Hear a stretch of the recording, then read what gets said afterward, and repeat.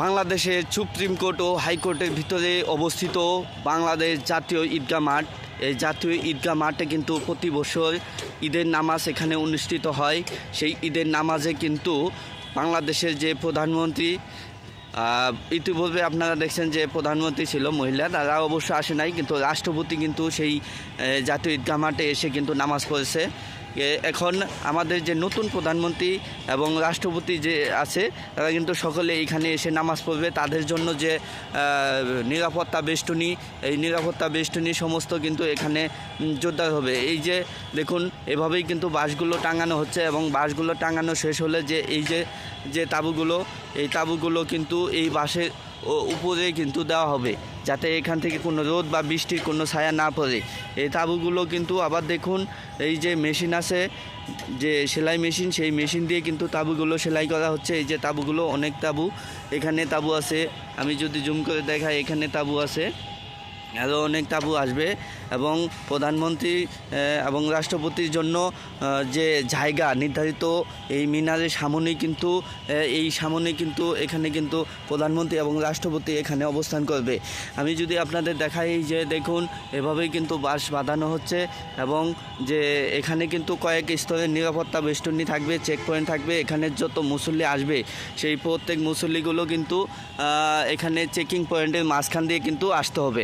এটা একটা, যদি আমি আপনাদের দেখাই, এই যে গেটটা, এই গেট কিন্তু আপনার প্রেস ক্লাবের সামনে এবং প্রেস ক্লাবের সামনের যে গেটটা, এই গেটটা দিয়ে কিন্তু সরাসরি একটা গেট, এই বাহিরের যে লোকজন তারা কিন্তু এই গেট দিয়ে প্রবেশ করবে।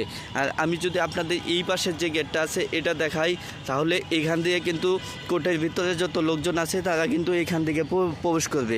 এই পাশে একটা চেকিং পয়েন্ট থাকবে, এই পাশে একটা চেকিং পয়েন্ট থাকবে। এই যে দেখুন কাজগুলো কীভাবে হচ্ছে, এখানে কয়েক হাজার বাস কিন্তু নিয়ে আসা হয়েছে টেলার দিয়ে। টেলারটি ওই পাশে অবস্থান করছে এবং কয়েকশো লোক কিন্তু এখানে কাজ করতেছে দেখুন। এবং তাঁবু কিন্তু এখানে বিভিন্ন পয়েন্টে তাঁবু রাখা আছে। আমি যদি আপনাদের জুম করে দেখাই, এই যে তাঁবু আছে ওই পাশে, ওখানেও কিন্তু এই যে তাঁবু আছে। এভাবেই কিন্তু এই জাতীয় ঈদগাহ মাঠের কাজ হচ্ছে।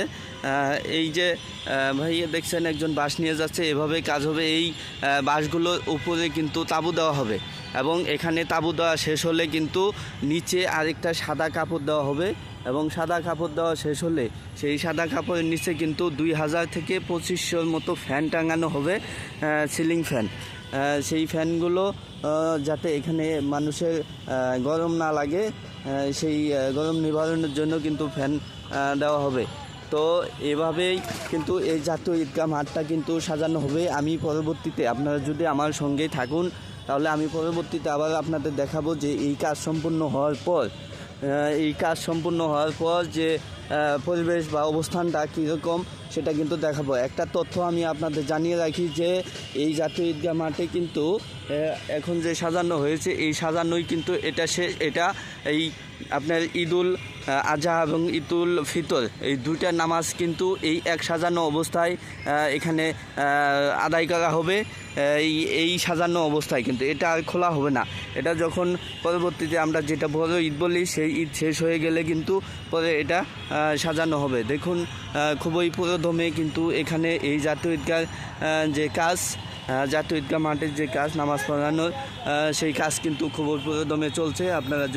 আপনাদের যদি আমি দেখাই, এই যে দেখুন, এভাবেই কিন্তু জাতীয় ঈদগাহ মাঠের কাজ কিন্তু খুব পুরোদমে চলছে। এটা এই প্রথম রমজান থেকেই কিন্তু এই কাজগুলো চলমান। এখানে কিন্তু কয়েক হাজার বাঁশ এবং কয়েকশো কেজি এরকম সুতা লেগেছে এবং এখানে ফ্যান 2000 থেকে 2500 ফ্যান, আমরা সঠিক হিসাবে এখনও জানি না। এই যে এরকমভাবে সুতাগুলো কেটে নেওয়া হয়েছে। তো এই হলো আজকের এই জাতীয় ঈদগাহ মাঠের আপডেট। অবশ্যই পরবর্তীতে কাজ শেষ হওয়ার পর কিন্তু আমরা আপনাদের বিস্তারিত আপডেট জানাবো, অবশ্যই সঙ্গে থাকবেন।